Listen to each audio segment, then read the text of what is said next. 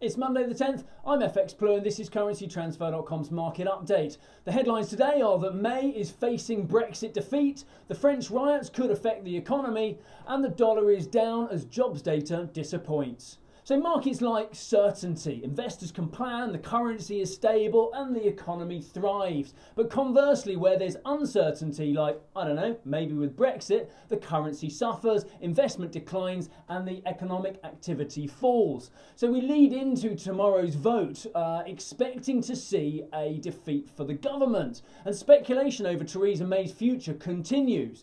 Sterling was relatively range-bound during the 5-day debate last week, but all that could be set to change tomorrow as the uncertainty is ramped up to a new level.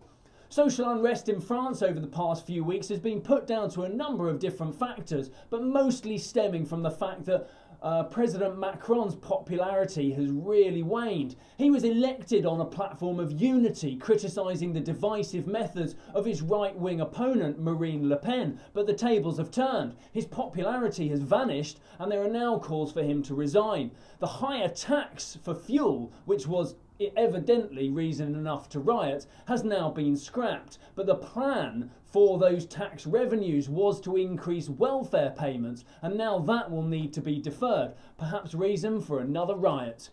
On Friday, we saw euro-dollar touch 114.23 as the dollar lost ground, but the euro outlook, despite being clouded by French and Italian issues, doesn't have that much further to fall while the dollar still corrects. Non-farm payrolls missed the forecast. It came in at 155.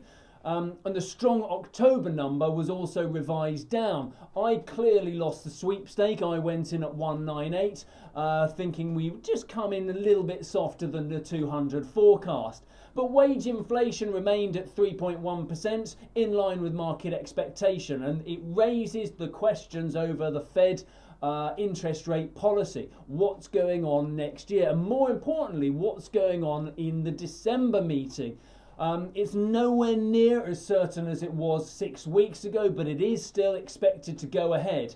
We have CPI inflation data this week, which is expected to rise from 2.1% to 2.2% for November, which will no doubt keep the interest rate decision and the discussion alive.